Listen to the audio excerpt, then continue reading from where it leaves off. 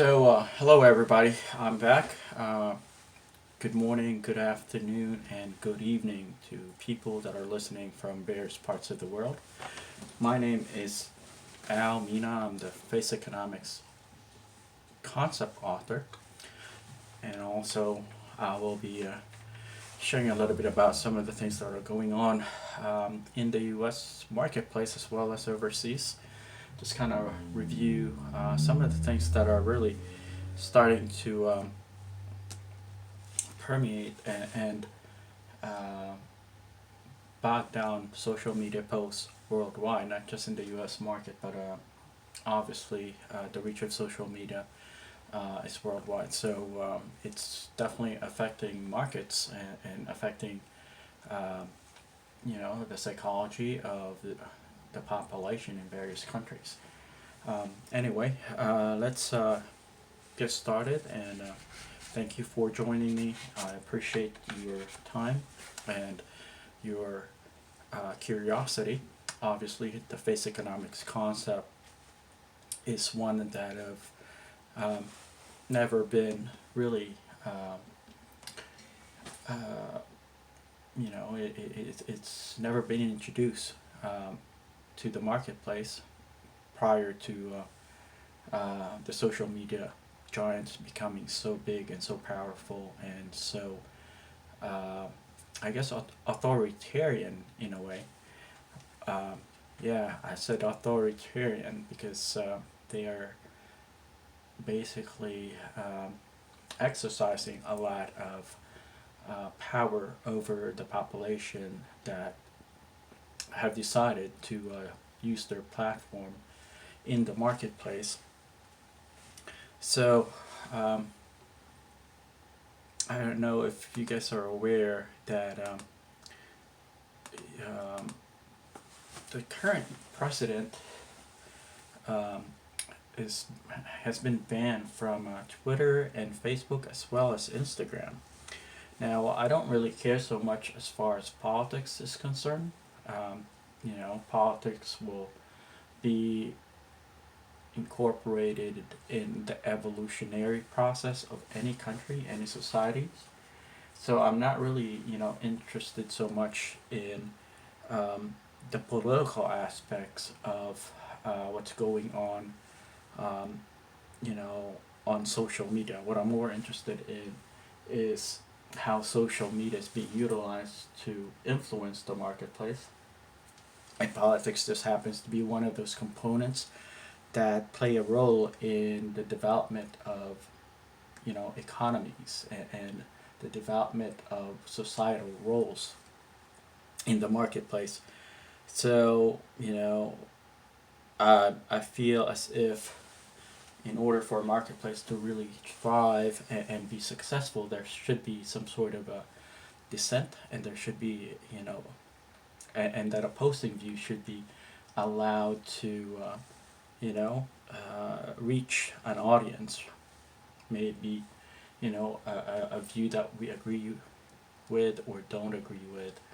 I think there should be dissent and there should be some sort of open debates on these kinds of things in a democratic, supposedly quote unquote democratic society. Um, I think that's something that the marketplace needs to evaluate.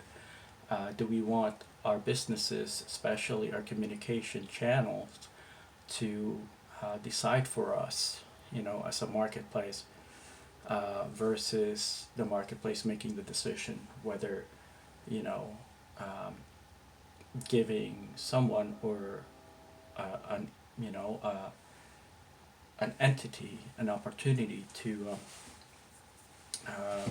share their views and make a case regarding their positions, because at the end of the day politics really doesn't create economies. The marketplace um, creates, you know, um, the opportunity for the marketplace to grow and thrive. So, um, yeah, I think that's something that we should all consider about. Again, I'm not interested in politics. I don't care who's in power, as long as we give everybody equal opportunity to participate um, in the debate.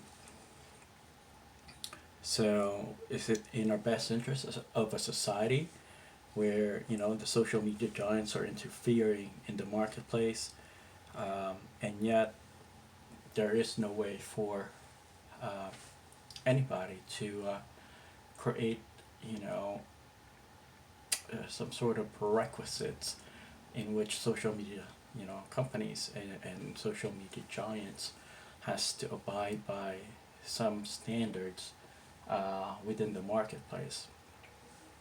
I do agree that, um, you know, granted, the events that took place last week on Capitol Hill was not probably the best, um, example for somebody to uh, overly cast a generalization of how the social media platform could be utilized. So there were people that stormed the Capitol Hill, and yes, it was shared on social media, but it was also, some of the things that could have been done differently should have been exposed on social media as well. Now that we've banned a voice, and not just the president's voice, but several other politicians' voices. There's this lady that's running for governor in Virginia, whose account was also banned by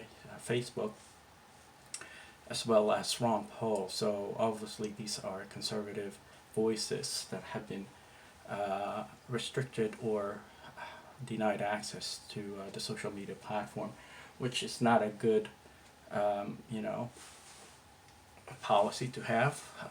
I mean, there's always going to be opposing views, so I don't believe that politicians that do not agree with a certain party or ideals, values should be muted or silenced. I mean, I've lived in Europe, both in the western part of Europe as well as eastern side of Europe, and have also been exposed to a dictatorship in the Pacific, where opposing views have been basically silenced by the powerful. So yeah, I'm just going to continue to monitor the situation. Actually, this is an earlier podcast because of what's going on and what's most likely going to take place uh, in the next couple of days in regards to the social media platform and how it's affecting the markets in the U.S. as well as worldwide. So, Face Economics is basically where we review the effects of social media and economic development in various marketplace. Because, um, you know, for the longest time, people thought of social media as just an interaction among people and societies, and sharing the needs and wants of the public. But what it really creates is an attitude and also psychological condition in the marketplace where people could be easily frightened by what's going on off of what they read on social media and whatever it is they consume via the social media platform. And that in itself is detrimental to um, the health of a marketplace. I think something just popped up. I apologize if you all heard that beep. But while I'm recording something came into my